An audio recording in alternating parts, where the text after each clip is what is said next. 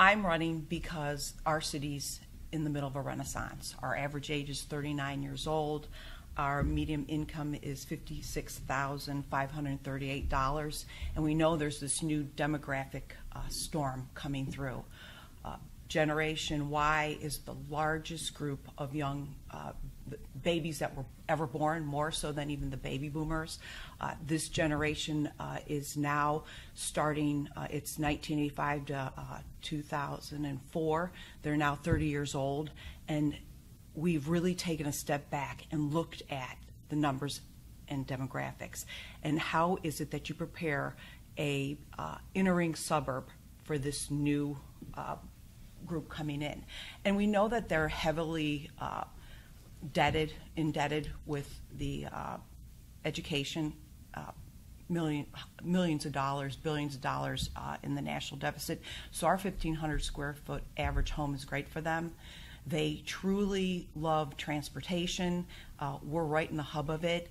They are a younger generation that really wants to have some kind of access to homegrown food. So we now have 9 community gardens. We have, you can have chicken coops now. And what we really realized is that this group, this Generation Y, does not see race or color. They are a generation that is very much into being humanitarians. They don't want to work for mean people. They love to get involved, and we're just seeing this explosion. And what we've done is, over the past years, especially 9 and 10, 9 and 10, we had 900 vacant homes. We're in the midst of this horrible housing crisis and the economic recession, along with the income, the state cuts. What we've really looked at is let's not make the mistakes of the past. Let's look at why other areas of the country, or maybe why Columbus is the only city that has rebounded. And so for myself, I'm in the middle of this great renaissance, and I want to finish my work. I really want to finish bringing South Euclid back up. We're very strong. We're stable. We have a lot of vitality. I just feel that right now, I came in as mayor when everything went kapooey. And now we're in this middle of this renaissance, and I want to take it to the finish line. And that's why I'm running. Great. Thank you. I'm running for mayor of South Euclid because I have been a councilwoman in South Euclid for the past 9 years. I've worked for the city of Bedford Heights as the director of community life for the past 8 years. And I have over 30 years of leadership and management experience. But more importantly, when I talk to residents in our community, and no matter where I'm at, the story is the same. They're concerned. They're concerned about the declining housing values. They're concerned about the rise in crime, the pockets of crime in certain neighborhoods. They're concerned about big box stores taking over their neighborhoods and creating more nuisance. They're concerned about their children and the ability to provide out-of-school recreation services for them. They're concerned about the fact that our downtown Mayfield Green Road business district continues to have vacant storefronts, continues to show a blighted area. They're concerned that their quality of life and things that we have held dear in South Euclid for a long time are declining, and they want better. They're not concerned about what's going to happen so much in the past. They're concerned about today and the quality of life that residents, whether you are first generation resident living in South Euclid or whether you're fourth, fifth generation resident in South Euclid, the story's the same. We love our community. That's why we're here, but we're seeing a difference. South Euclid of today is not what it was when we first bought here. The decline in values, and we want to see different. We expect different. We expect our city government to provide us with quality services. We expect to see value for the money that we pay in taxes. These things are important to residents. They're much more educated, much more astute in terms of what they want and what they expect from government, local government, than what they're getting. And they want to see different. They just want to see different. And I think that some of the things that we've done in the past, and this is not about what we've done in the past. Elections about how we're going to move forward, and if we're on the right path, and are we representing our residents? Are we representing our communities in the best way possible? And I think that our current administration has had 12 years. But this is about where we're going. And do we have the administration? Do we have a representation of the leadership that we need to take us there? Okay, Ruth, you made your point there. Okay. She painted a picture of a totally different south-euclid. What do you say to some of her charges about vacant storefronts and people's their crime and... Absolutely. Well, we've been laser sharp on our economic development. Since 2010, we've had $55 million in investment into our community. Laser sharp. We took Green Road, we redistricted it into a medical educational corridor, and now it is humming with jobs. Our laser pointer went right for our manufacturing district, in which we grew Rochling Glass Sticks Manufacturing, Gent Manufacturing, and TransDigm Oil Control X, in an area that is built out, a very small manufacturing area in a suburb that's right near University Circle. Expand your circle. Think about what can be done. Our laser pointer went right for retail, what people wanted. Cedar Center, Oakwood, and we just announced 2 weeks ago that we're starting at Mayfield and Green. The northeast corner is going to be redeveloped with a green space, and it's going to be phenomenal, which will kick off the other corners. When you talk about housing values, you have to stop and think about where would we have been if we wouldn't have been very proactive with new ideas. And instead of sitting in the ground and wallowing about it and just talking about it, we went out and brought in the $1.6 million green neighborhood development. And that came out of the stimulus money. That NSP money could only be used for foreclosed and vacant housing. You could not use it to fix up anybody's housing. You couldn't put in a paint program or anything. It was only used for those major distressed properties, and we used it, and we showed where you could put bring back and revitalize. This is from cases of Center of Urban Poverty and Community Development. Unfortunately, the county came up with their own idea of how to go about and see how to look at how over the past 3 years our housing values came about. They didn't use the census tract, what everybody else uses for federal grants, state grants. Everything is the consensuses. So the census shows these are our census blocks, and you just have to drop off the one. It shows in 1, 2, 3, 4, 5, 6 census areas that our property values went up. In only one census tract, 99.68, and that's where I live, by the way, we did not make it, we did not improve. But where the councilwoman lives, there's been a 23.4% increase, 22.89, 36.28, 8.88, and 6.18. This shows that the programs that we've put into place have brought a change in our sale prices. The way the county has looked at things is some way obscure. I can't even figure it out. So, I can show you that, yes, it could have been worse if we didn't put our programs in place.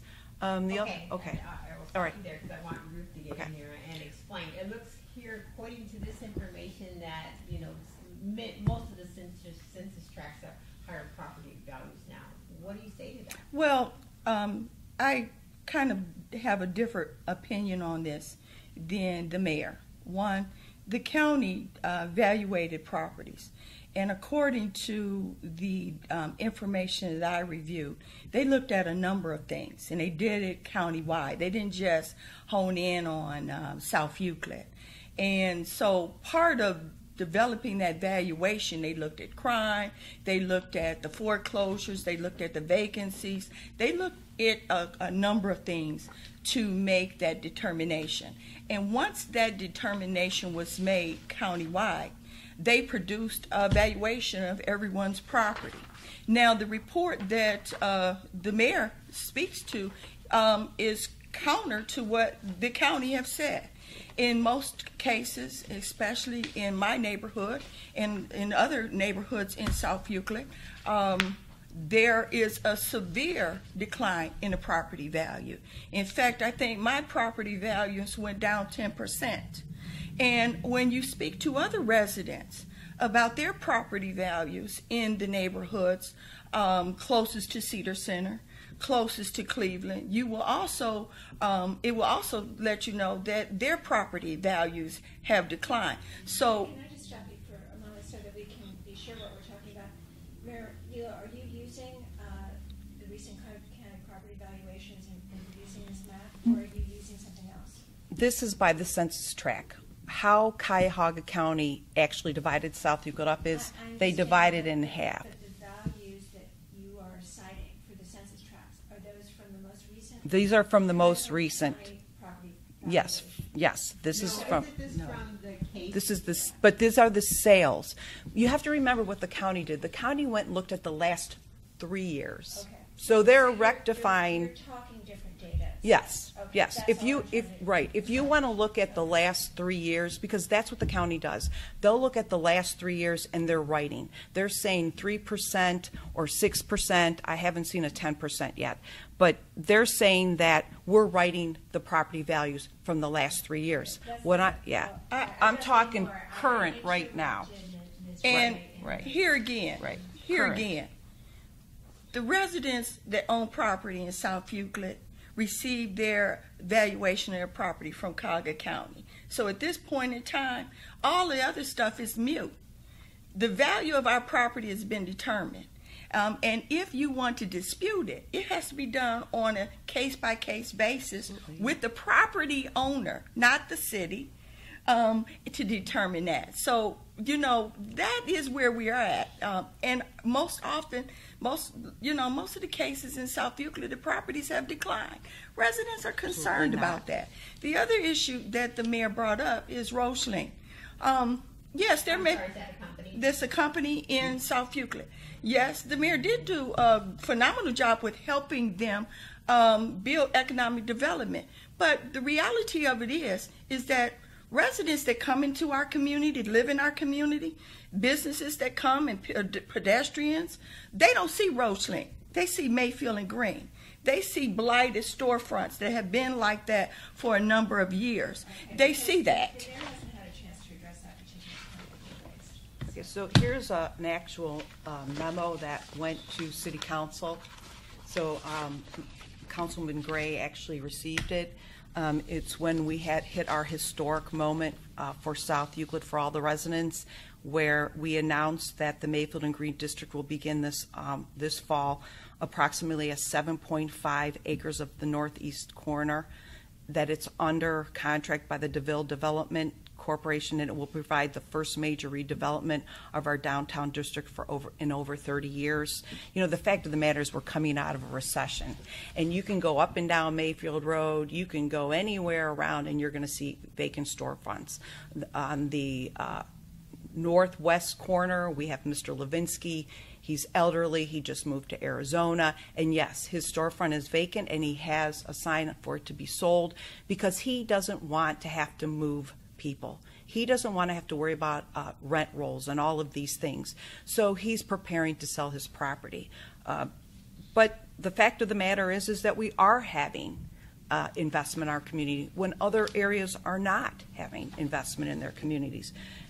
Our city magazine just went out a month ago, and we announced this. So Mayfield and Green, it's coming along. I mean, you cannot, in this economic development world all of a sudden think that since 2009 and 2010, when the banks weren't lending a penny, that anybody was going to come out and buy property or reinvest. But you're seeing such a, it's just like everything's popping. It's like everything that we've put into place, now that the banks are lending, we're having redevelopment, we have people buying, we have storefront renovations. So I feel that we are in the middle of this renaissance. And, that's where we totally disagree. I see when I'm walking door to door, people are very happy. And, they're saying, my neighbor sold their home. The average home in South Euclid selling for $100,000. That's a 14.2% increase in a sale price. So you can sit and talk all about what happened in the past and all of this, but the fact of the matter is that we are in a renaissance. And I met with the county. We questioned them about this, plan that they came together with to actually look at our property values. It's very convoluted. It's very hard to understand. In fact, Dennis Kennedy, the financial officer, sat with us. We are now going to be part of that next conversation when they come through in 3 years. We brought things to them. We said, why are you not doing it this way? How did you come up with this? Where did you get this information? Basically, it was a few people that sat in a room. Technology guys. Okay. So that's where it came from. I'm going to stop you there. Ruth, you've laid out a number of issues there, but you didn't say that much about how you would resolve them if you were in leadership. So what would you do about some of the complaints of your neighbors about low property values in Mayfield and Green, which you are still unhappy about? Yes, hi. Well, okay, I did present to you some documents in here, but in this, I have outlined some areas in what I consider the plan that I will put forth. And when it comes to the Mayfield and Green area, I am concerned that this hit or miss approach to developing economic development needs to stop. Just because the mayor sends a memo to council or has a discussion with a developer is short range, and it doesn't present a long-term plan of where we're going to go and how we're going to get there. And I would have preferred to get from the mayor a discussion with council as a whole and with the residents as a bigger body of getting us engaged in the discussion about how are we going to move forward in developing a comprehensive plan for economic development and see if that works. Not sending out a memo to council people. Oh, by the way, I had a discussion with one of our developers who, by the way, made millions of dollars from the city of of South Euclid. And now we're going to give them an opportunity to do more, to make more revenue. They're in the business of making money. We're in the business of living, and our quality of life is important to us. And that needs a concerted, concrete plan developed. And I would like to see that done. And so this hit and miss approach to economic development, I think the citizens of the city deserve better approach, a more consistent plan, mapped out plan than what we're getting. Okay. And Georgine, many other cities have done this differently. I know Shaker Heights is in the middle of a big downtown renovation or whatever, right. And they had many meetings with residents and right. things like that. Have you done the same? Yeah, we just finished that. We actually put together a master plan. It just came through the Planning Commission. It's now going to be given to City Council. There were numerous meetings.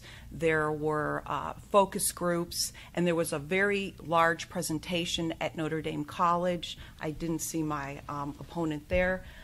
We've worked very hard on the Mayfield Green Plan. We brought forward the Greenfield Project there, in which our Community Development Corporation actually invested money with art and all kinds of different ideas. And right now the plans are being looked at by the Planning Commission for Mayfield and Green. So there are a lot of opportunities. My opponent gets a copy an email. She knows when the Planning Commission meetings are. She can attend them if she wants. And there is a plan. And we have been very laser focused in each different area. And when council sees the plan, which some of the council members have attended the meetings, it's there. So we do have a plan. We have an economic development director. We have a chamber. We have an economic development corporation. So we're very aggressive in this. Okay, I will stop you there. You made your point. So she says there's been plenty of community engagement. First of all, the residents expect better transparency than what we're getting.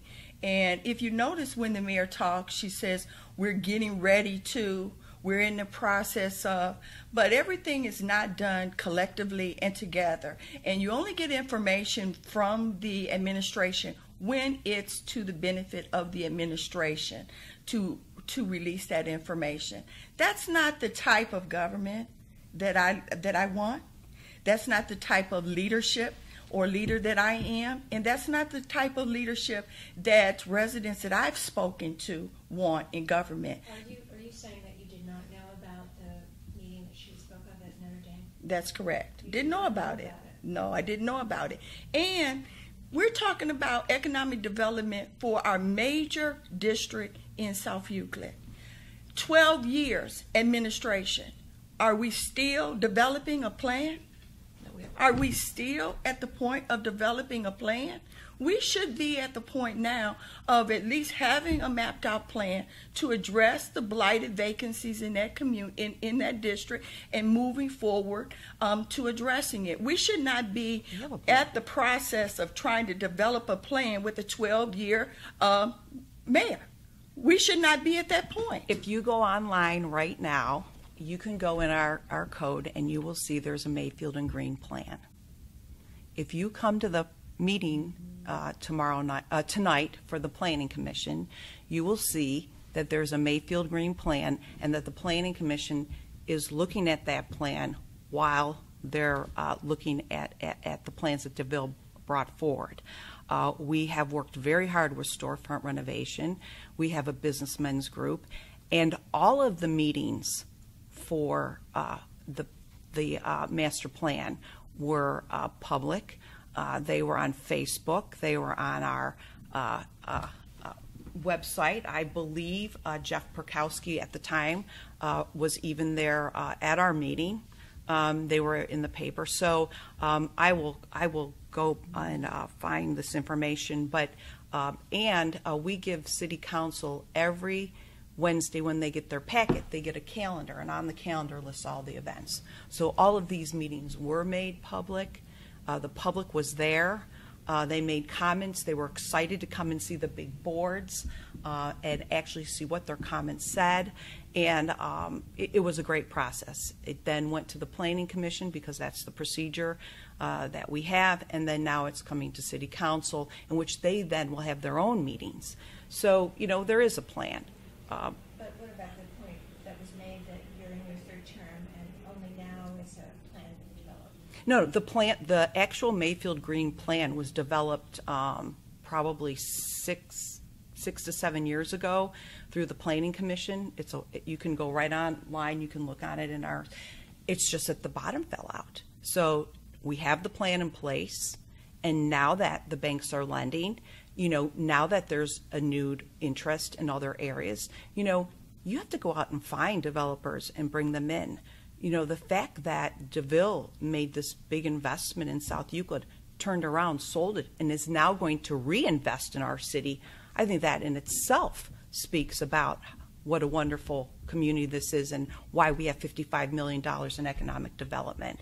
I think the fact that we've put a lot of tools in place and the fact that we are bringing up our neighborhoods, and here's the most important thing.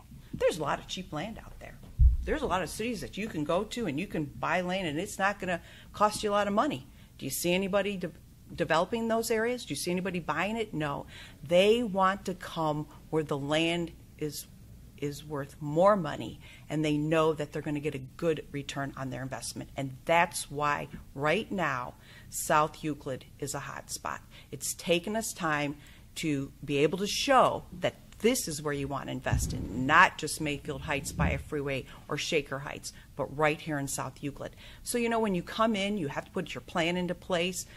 The economy drops out, but we have the tools, and now it's paying off. And we're in the middle of our renaissance. We are really seeing things turn around in our community. Okay. Ruth, you keep hitting the point of transparency in particular. I know that there's been a couple controversies in the city, you know, one about your son, Georgine, being hired for a law firm that does business with the city, and something about a city consultant's father, you know, hiring a company that, I guess, hired the city consultant's father, or something along those lines. Yeah. So is that what you mean by transparency? Could you be transparent about what you mean and what troubles you about Georgine's leadership? Well, I think that the law director provides a slew of issues. I don't think that he's he's represented the city well. And I am mostly concerned with how this administration, especially the mayor, allows a public figure to stand in council and berate a resident, file a lawsuit against a resident. And I think that our residents deserve better treatment than that. I think that if the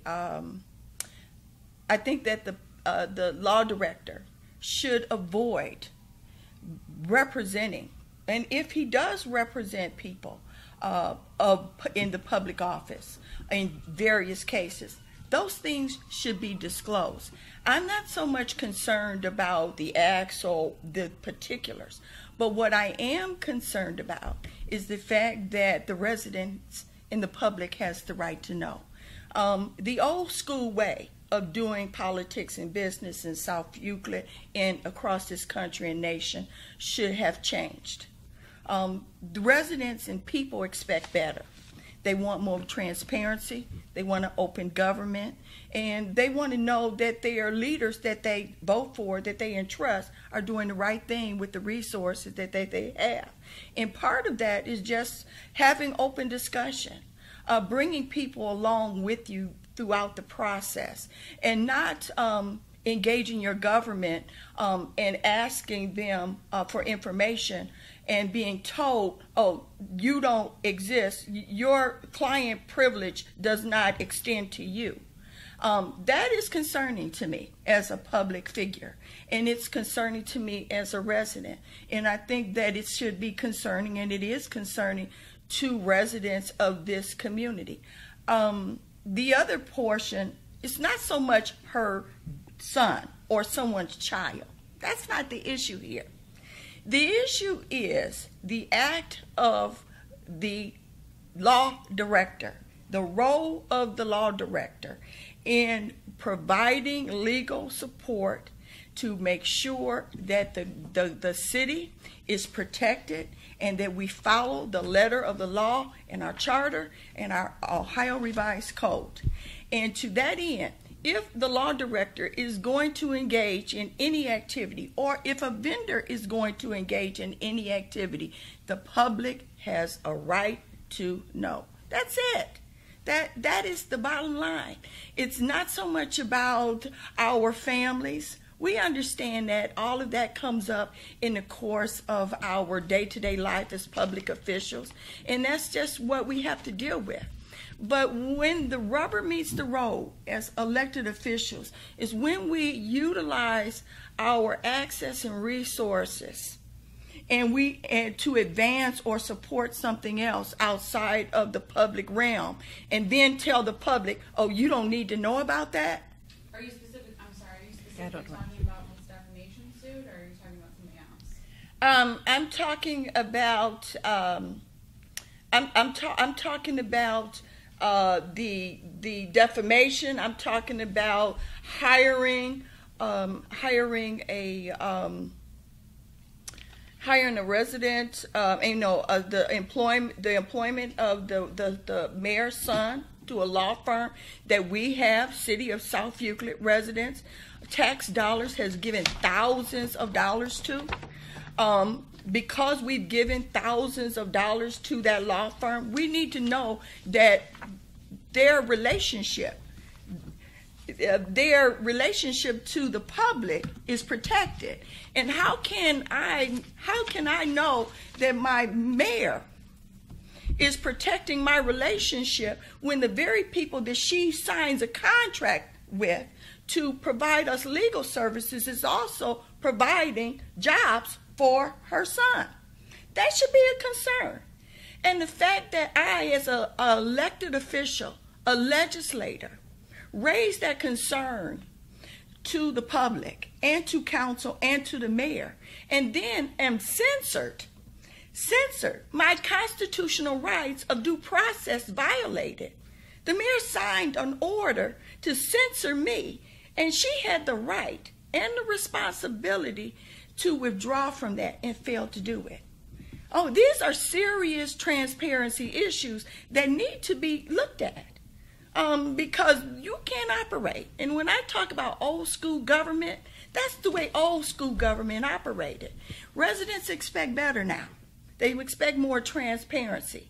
If I'm going to advance a job for my children because I have access to a position, guess what? It's not going to be. It's not going to be with a company that gives me or the city thousands of dollars worth of business and taxpayers is paying for it. Okay, all right. Thank you. Georgine, about your son's, Thank you. Employment and the Just- conflict of interest. Okay. And So, also, I'd like you to address the decision to censure. Okay. Ms. So- Gray and another council. okay, so let's go back to the beginning. First of all, when I was elected mayor, the city of South Euclid purchased for over 60 years products from my husband's hardware store. And when I became mayor, it went out that we will no longer purchase anything from South Euclid True Value Hardware. It's not against the law to purchase things from South Euclid True Value Hardware. I don't own it. My name's not on it. And so you, by the Ohio ethics, you could still purchase things. I said no. So then what comes up with my son graduating from Ohio State with honors, graduating from Cleveland State with honors, being sent by different placements to be interviewed by different companies, he chose Mansur Gavin. He chose Mansur Gavin, not me. My son did. And at the time, there is one contract that they have with us, and by the Ohio statute, you have to let your client know when something like that comes up. Whenever you are in a lawsuit or anything to have to do with litigation, it must be done in a closed-door session. The plan was to go in there, to have them tell them that the corporate probate business area, wealth management, was offering my son a job, and that he was going to take it, and everything will stop once this lawsuit's over with because we were so far into it. After that meeting that night, I, the mayor, was going to put something out. I never had an opportunity to, because I don't know what happened from that meeting when city council was told to the next morning when it just went viral. So I don't know what happened there, but I will tell you this much. 12 years, I have never not signed a piece of legislation that has the majority of council. If the majority of council signs something and they bring it forward, I have never once not signed it into law. And so when the majority of council took that action, I signed it. Can I interject wait, something hold there? on. You had your time. Let me finish. Okay. Regarding the law director, Michael LaGrasso, no one ever talks about, that he's doing a bad job. Everyone seems quite happy with this job. In fact, Michael served the city as a police officer, as a prosecutor, as a law director, and yes, he let, that moment when in public life you have to sit there and you have to have thick skin and you have to be able to handle what's dealt to you. And if you can't, then you need to get out of the oven. I mean, that's just how it's going to be from here on out. And I think things are very different because of technology and transparency and things like that. Michael apologized publicly. Michael said he learned from that. And What did he apologize for? he apologized for what he said to one of our residents. He apologized for everything. In fact, if you need to, I'll get you a copy of it. I think that shows a better man. You know, we're only human. And when someone, when someone comes up in every single meeting I have it, you just have to understand that that's part of the job. But You know. the fact that your son works for the law firm that employs your law director. No, it doesn't employ my law director. It was a firm that we had hired to do some work at the city. However, when my son started interviewing, we're a very small town. A lot of firms left by 2008. And I can name, most of the firms here have done work since the 90s. So Yeah. But the fact that he works for a firm that does business with your city, I mean. He gets no benefit from it. He is not a partner.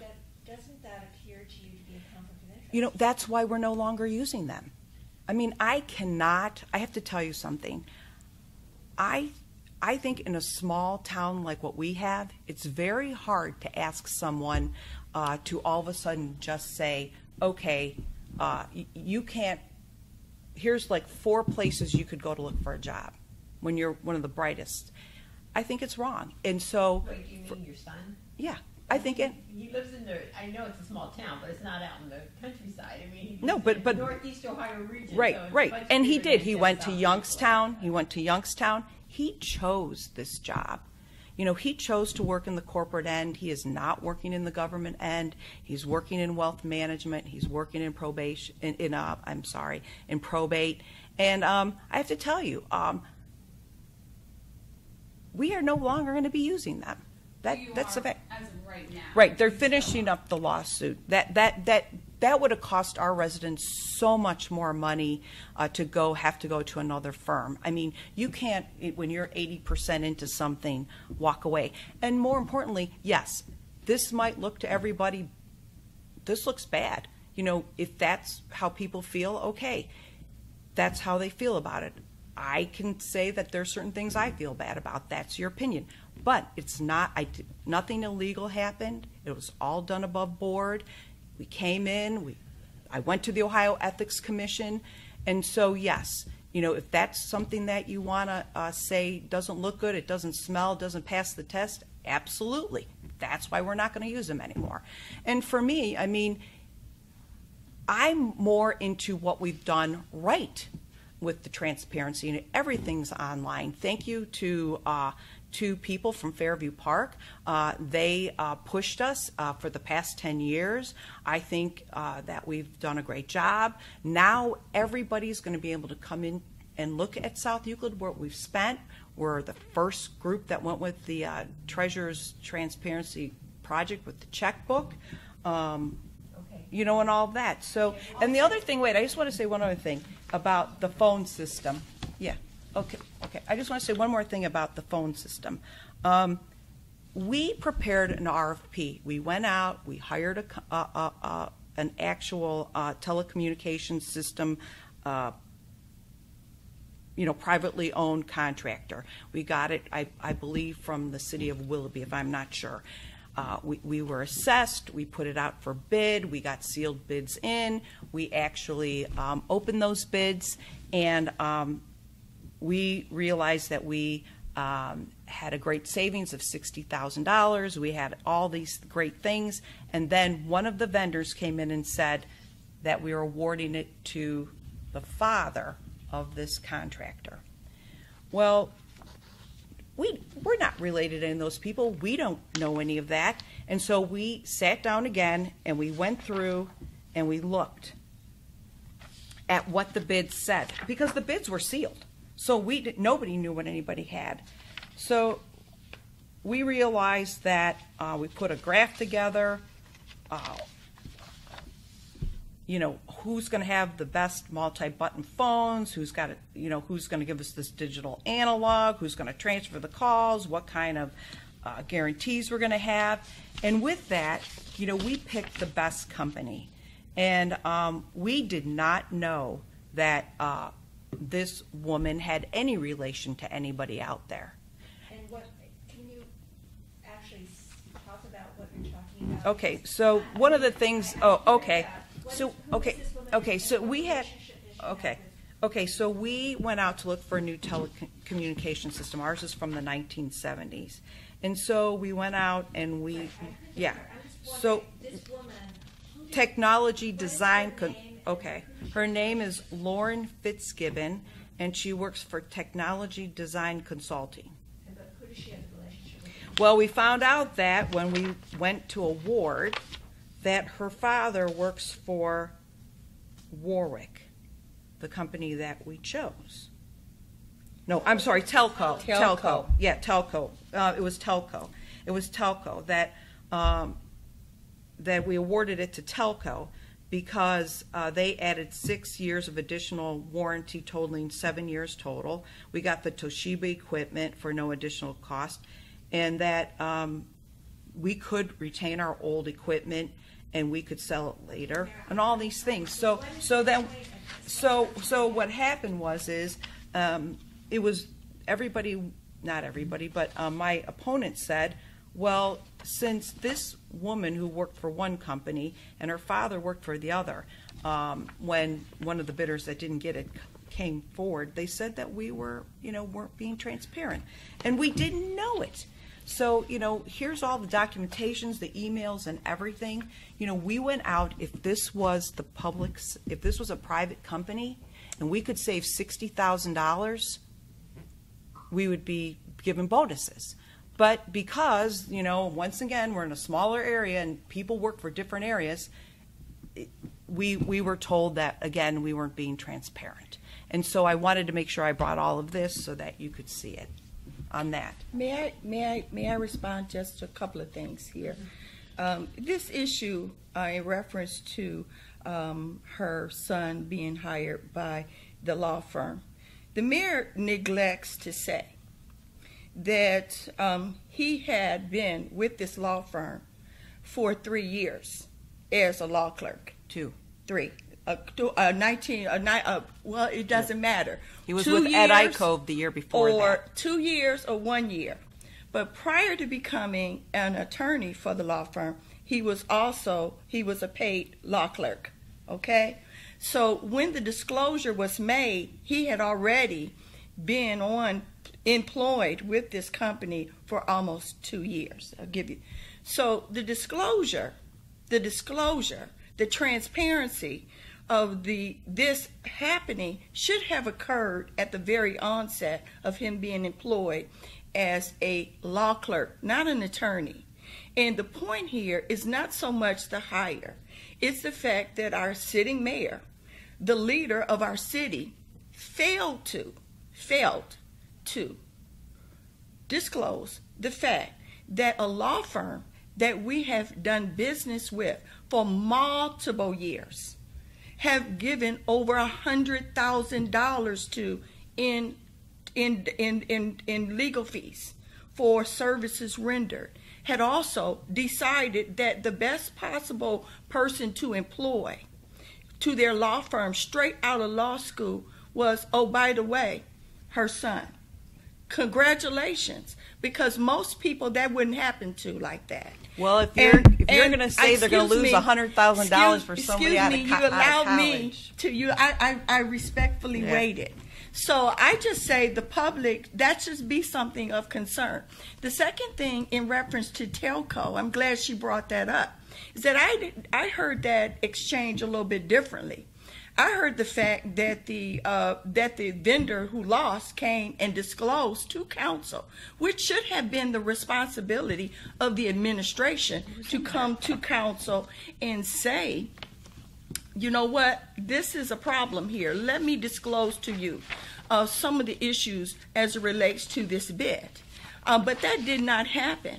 The administration presented this proposal resolution legislation to award this contract to this vendor, and only until the other vendor came up under community presentation time and said, I need you to know this. Was this disclosed to council?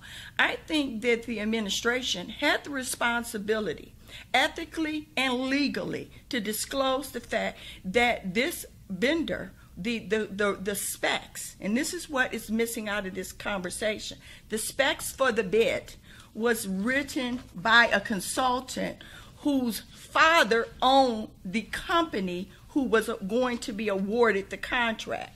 That is a significant issue.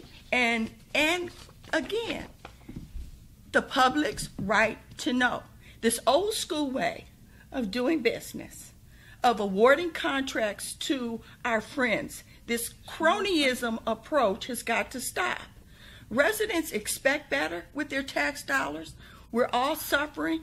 We're experiencing higher crime in our areas. We're experiencing decline in our property values. And so our tax dollars mean something to us. And residents expect when they give us these tax dollars that they're going to be used wisely and that we're going to do the best that we can to be transparent in the things that we do. Now, some of my colleagues can accept that answer from her because they don't know better. But I know better. So just to be clear, once council learned this, they still felt it was appropriate to go ahead with the contract? No, council stopped it immediately. And which is very sadly because we did this in good faith. We followed the procedures. It saves the city $60,000. Nobody is related to either one of these people, and we have a fiduciary responsibility. We have, in January, there was $4.2 million in our general fund. And this is, we use every best practice we can. But is Ms. Gray correct in her characterization that the person who wrote the specs for the bid is related to the owner of one of the companies? I did say that. I told you that. Yeah, I did say that. Also, I believe, recommended Lauren Fitzgibbon to Yes. South-Euclid. Yes. But we looked through, right, we looked for telco in the past. For a consultant, and they recommended. Right. But we went to, I believe it's the city of Willoughby, because the city of Willoughby had used her. You know, there's not many people that do this, and we had to, check out, and that's what we did. If you really, I think that this was wrong. I think that we should have taken this deal. It's going to cost us probably another $60,000 to $70,000. The fact that, But I understand if the consultant knew that she was writing specifications for a bid on which her father's firm was going to bid, why she didn't disclose that to you? Yeah, she didn't. And we actually, So I put the email there. there. Some liability for this? Oh, yes, believe me, there was some discussion about it, but in the end, bottom line, business. Everybody wants government to run like a business, right? Business. You can't have things both ways. She didn't tell us, and that was wrong. But the bids that we got were low. They had great guarantees, and we felt it was the best for the city to go out and spend another $60,000 or $70,000 on phones when we could use it for crack sealant or roads or an officer. We felt that was more important. The other relevant point here is Ms. Gray correct that once the city discovered this, you did not disclose it to council? That I will have to go back and find out because I wasn't in the meeting. The finance director was there. I will have to ask. I can't clarify that because I wasn't there. It was on the floor of council where the law director admitted that he did know that this bid was written by the daughter of the owner, but they decided to move forward with it anyway. And that was only disclosed by the finance director after the disclosure of the vendor who did not get the bid. And let me just say this.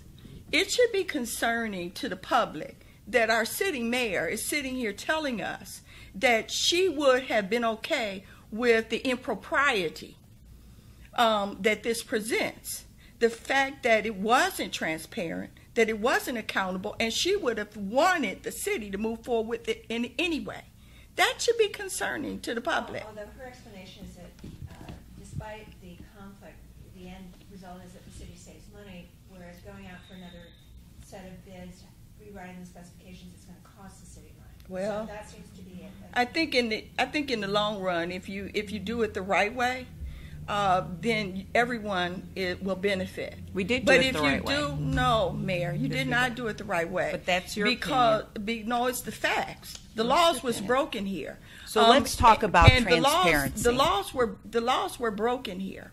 There were no laws broken, because if the law was broken, I would be in jail. That the residents should have, and council should have. This should have been disclosed. It shouldn't have had to be a fact that someone stands up in public meeting and discloses this. Council, the administration has the responsibility to council to disclose these matters very publicly, and if necessary, go into executive session if it's going to be about pending litigation. So I think that we need to talk about transparency in the way of where you learn, okay? You learn. And, we learned from this. We did not know at the time. I will, again, go back to see when council was told. You learn from every aspect. We are human. I will be honest with you. And some things may not look right or don't have passed the smell test. But I will tell you, overall, I'm here because of my integrity. I'm here because of my civility. I'm here because I can make the tough choices. I can collaborate. I can move forward on issues. My opponent hasn't voted to pass for a budget in 3 years. She brings this kind of like a non-collaborative manner. You have to be able to make tough choices, especially with what we just went through. You have to be able to get up in the morning, pull your big girl pants up and say, okay, this is not something that people are going to be happy about. Do people want big box stores? Not everybody. Do people want certain kind of contracts? No, not always. But for me, I feel that as a leader and as a mayor, you have to be collaborative, you have to be open to ideas, you have to bring procedures, and yes, I know that you're not perfect, Councilwoman Gray, and I have on many occasions reached out and tried to work on ideas that you had, such as the youth initiative, which we're continuing with, that after 1 year and your grandson was out of the program, you walked away from. I also kept the garden club up that you walked away from.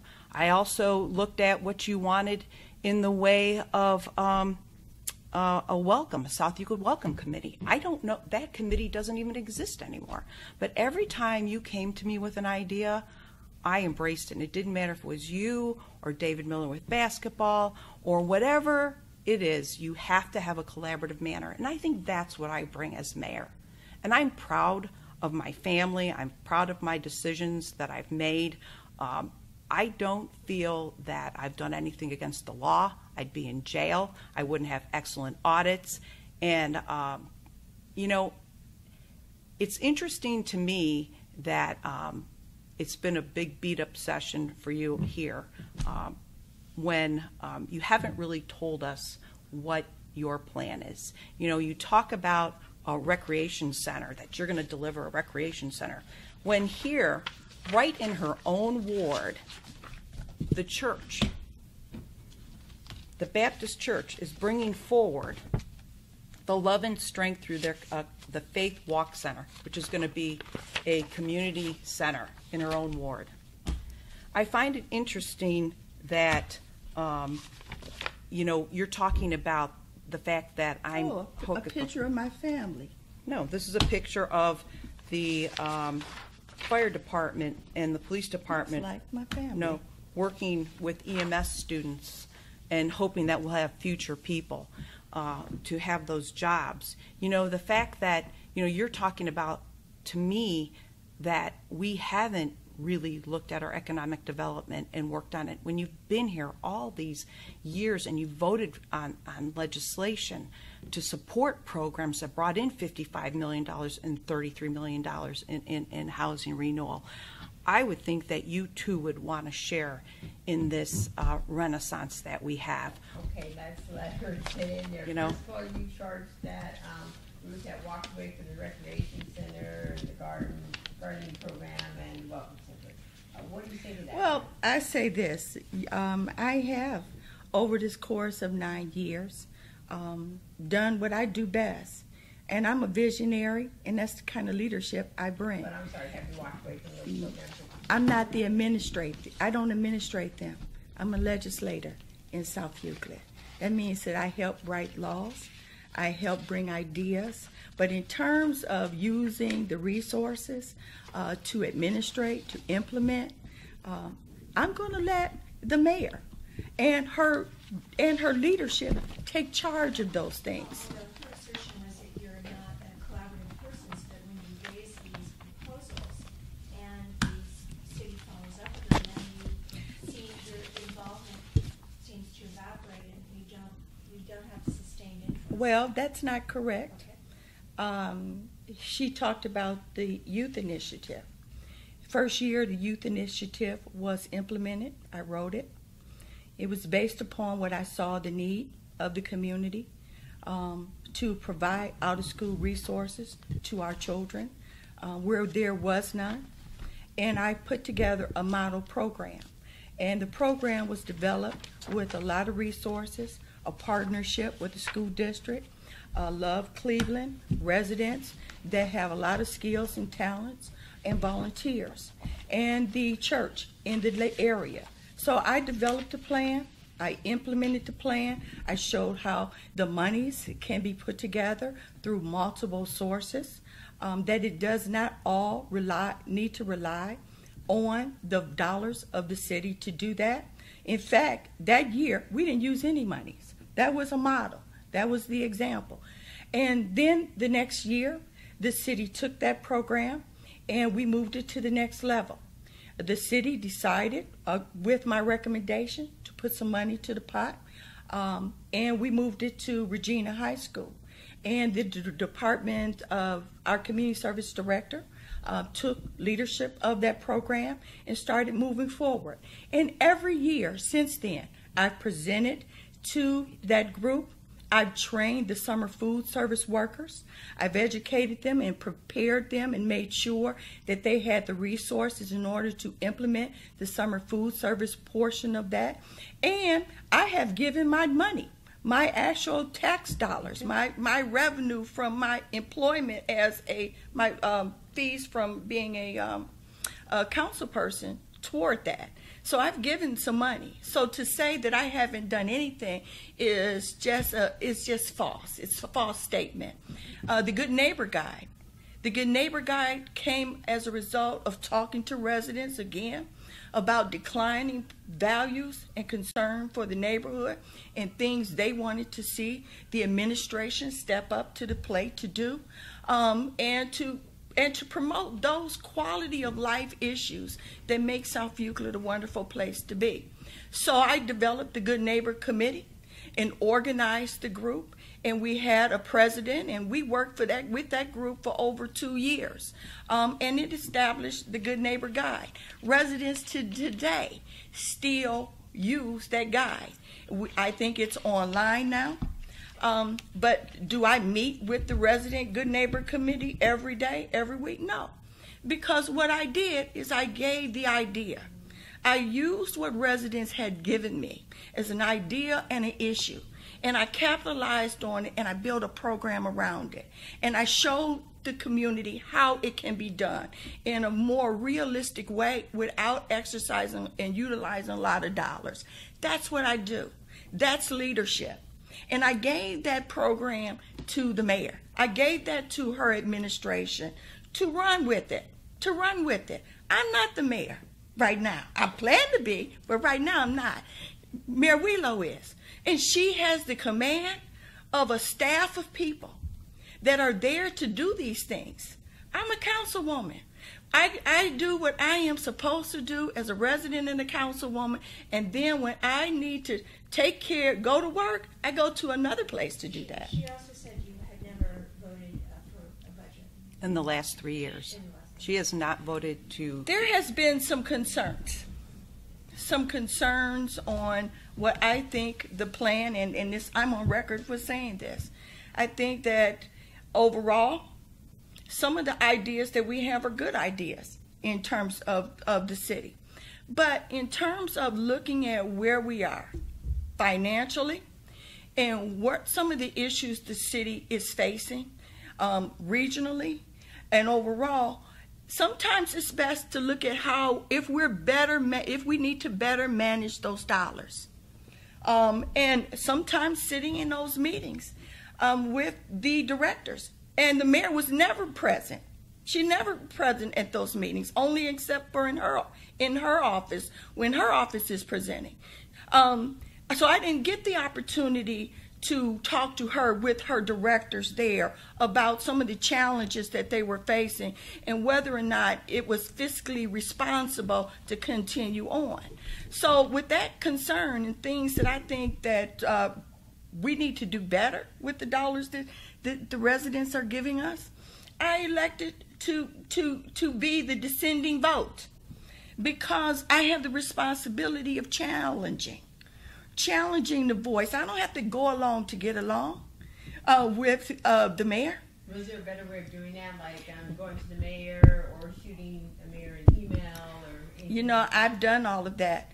I've asked the mayor to explain the legal fees for her law director when he's paid for outside legal fees. And I get nasty emails back and threaten to get an EEOC report if I continue to ask questions where I think should be asked of the law director and the mayor. I don't think that describing why we paid the law director $9,000 for 70 hours of work and explaining to me what did we pay for it should be protected under attorney-client privilege. And then when I come back to the mayor and the law director, and the mayor and the law director tell me, oh, I'm sorry, that information is protected under attorney-client privilege, that's not a good way to conduct business. And I'd like to respond. All of our records are open to our city council on those private matters. We asked them to come in and to review them in City Hall. The councilwoman said she would refuse, that she wanted to sit at her kitchen table with a cup of coffee at her leisure to look at them. I will tell you that several city council members have done it. I can tell you that your own legal department came in and looked along with one of your reporters, and that there was nothing there. Things had to be redacted at that point, but we still gave them everything we could. She has chose not to come into City Hall and sit down in a room and review these. Second of all, with the budget, I'm not the council, and I'm not the council president. I'm not on the finance committee. They set their own calendar, how they do things. I mean, sometimes Kevin Needed, our police chief, and I were sitting in city council chambers during a budget hearing so that we could present together. Other times I'm not. The last few years there hasn't been a lot of money. So the budget's very bare-boned.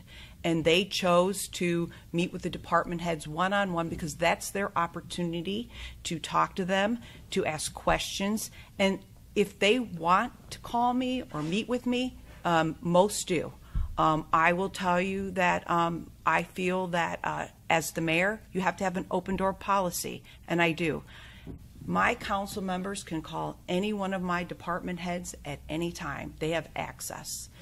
And that was important to me because when I ran for mayor and back in the 90s when I was a council person, we weren't allowed to. We had to go through the mayor. We had to get permission. They have access. If they have a problem, they can do it. Yeah. Okay. Okay. An hour and a half or another endorsement meeting immediately following this meeting.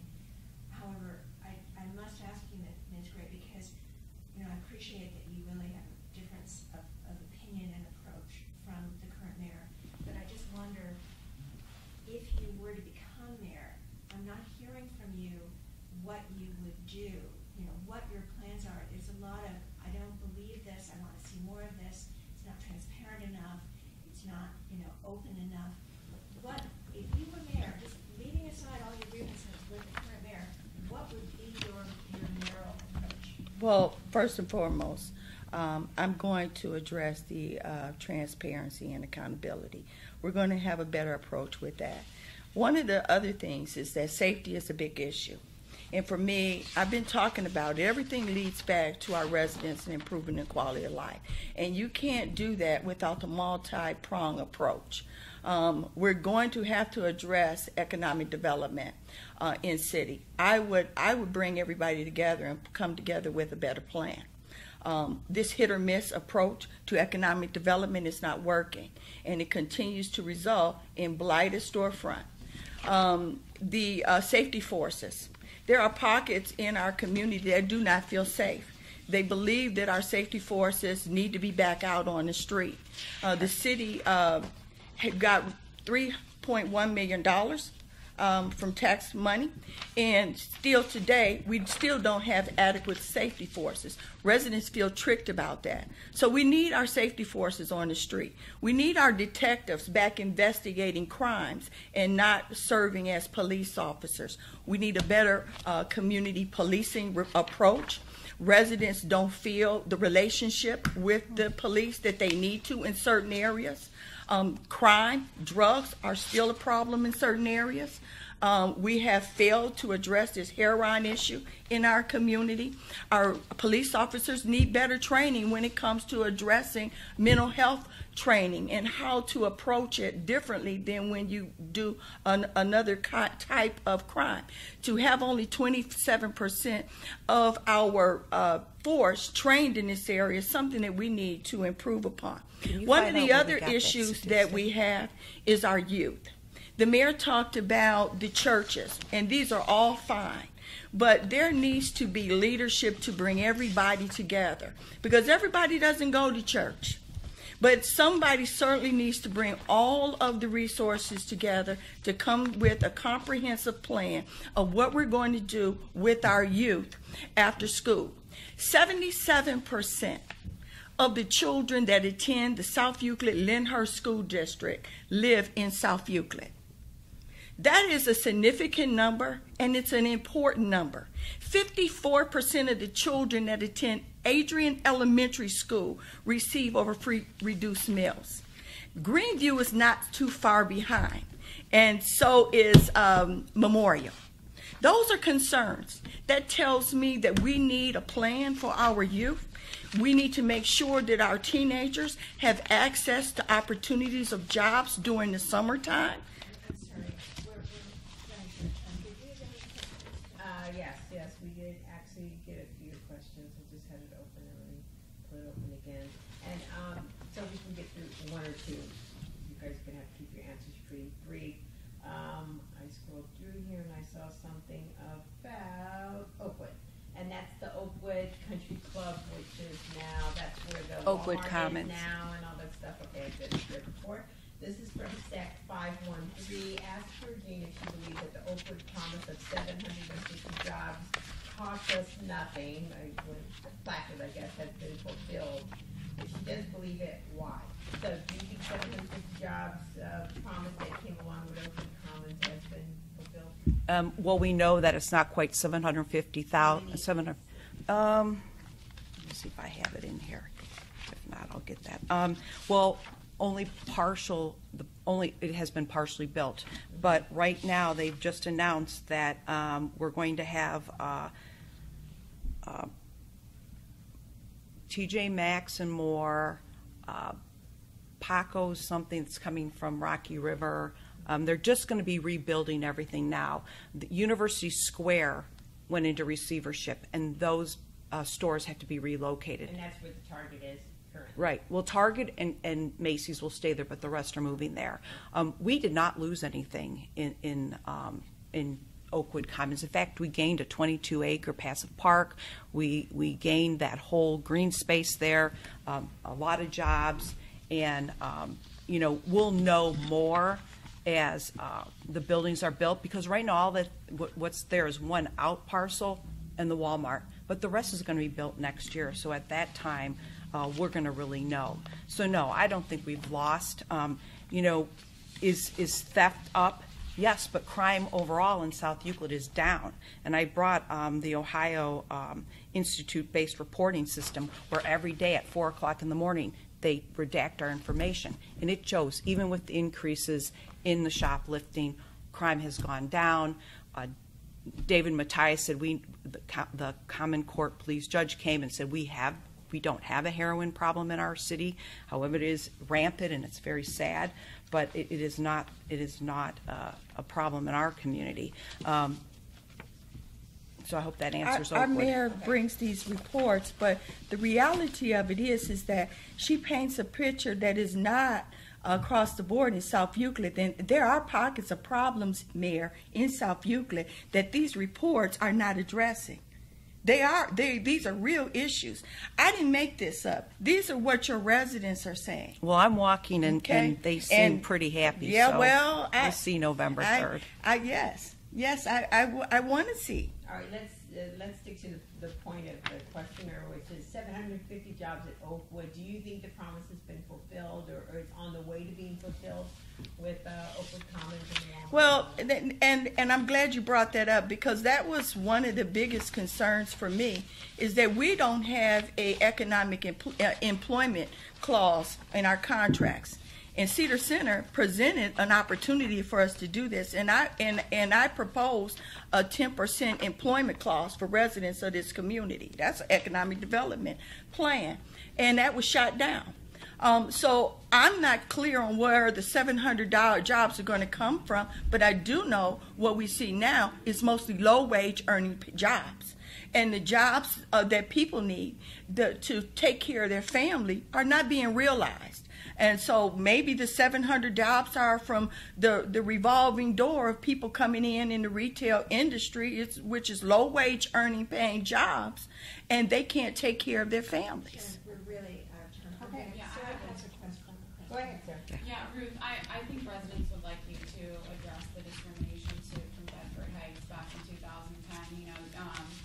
The city had to pay $1.8 million to an employee who was under your direct supervision, who claims that you peppered her personnel file with, complaints after Mayor Berger was elected in 2007. That starting in 2008, you began to really come down on her, and the purpose was to get her fired so you could hire more black employees. And she actually was fired, and more African American employees were hired. I don't know if they were directly in place of her, but I really think residents would like you to address that. And there's one more thing regarding your employment with Bedford Heights that I want to talk about too. Well, one thing first, if you read the lawsuit, Ruth Gray wasn't a named defendant in that case at all. You were a witness. I was a witness. The witness and a defendant in the case are not the same thing.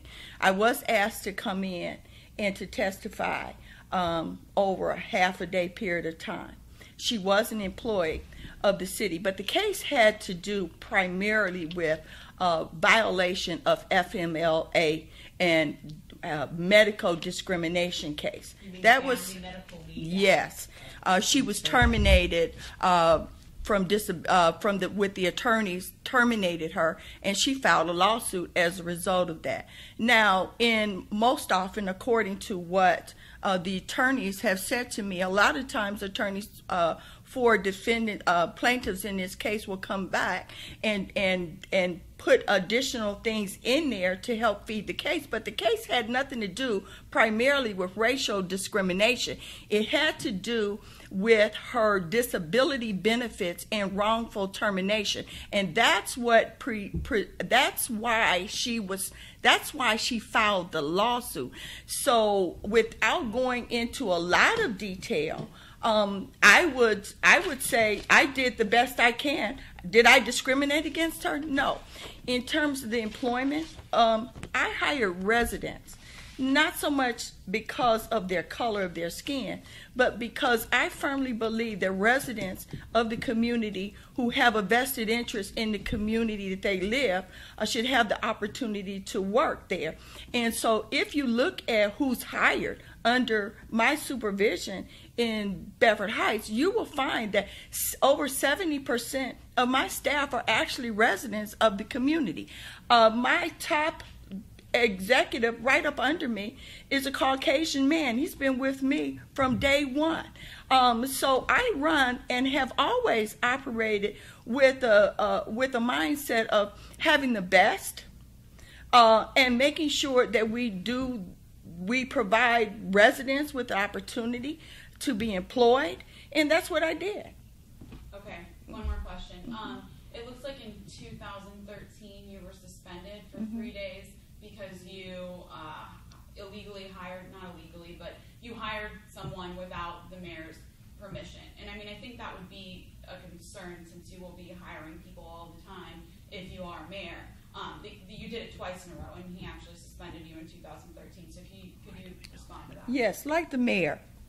As a leader, you take responsibility for the things that your staff do. And in this instance, when you read the letter that the mayor wrote, he made it very clear that at the end of the day, whether I did it or whether somebody else did it, he expects for the director of that department to be responsible and to ensure that it is corrected. And you're absolutely right. It was a mistake that was made, and I owned up to it. I made the corrections in the department so that it would never, ever happen again, and I accepted responsibility for my department. And that's what leaders do. When you make a mistake, you accept responsibility for it, you take ownership of it, you correct it, and you move on. All right, I'm going to ask you guys to sum up. Georgine, very briefly, if you're standing on my porch, why should I vote for you? You should vote for me because we are in a renaissance, and I'm here to make sure that we continue. Housing sale prices are going up, crime is going down, we've been fiscally sound, and more importantly, I am someone who is collaborative. I am a community leader, not just in South Euclid, but in the county. I show where I can work with people, partner, and collaborate instead of being someone who wants to not sit down and talk or be part of something. I feel that to be a good leader, especially in these times when we're looking to actually become more regionalized, you have to have trust and you have to be able to collaborate. And even though you don't always agree, you're still moving the ship forward. It might go a little right, it might go a little left. Someone might say slow down, some might say we have to go faster, but we're always going forward. And I think that's something that a leader needs to bring. And I think that's what I've brought to South Euclid. I really listen to my residents, my staff, and my council, and I think that's why we're in a better place than a lot of other first-ring suburbs. Okay, Ruth, very briefly. Well, I've listened to the residents of South Euclid, and they want different. They want a better South Euclid. They want a more transparent, a more accountable government. They want a government that is going to address the declining housing values all the while their taxes are going up. They want a government that when we ask for safety dollars, that those monies are realized in increased safety forces. They want a more visible safety department. They want economic development that is not on paper, but is visual when people come to our community. They want recreation. They want more services for our youth. They recognize that our future and our legacy all boils down to one thing, the quality of life for our residents. And that's what this is about. This is about moving forward as a city. I have 30 years of experience. I'm not a newbie in this field. And I have over 30 years of building and creating, bringing grants, managing dollars, managing resources, being accountable and transparent. Am I perfect? No. No one's perfect, but I'm willing to do the best I can because I understand the residents of South Euclid want better. They want a better quality of life, and they want to leave a legacy for their families after they're gone from here. And that's what they're going to get with Ruth Gray as mayor.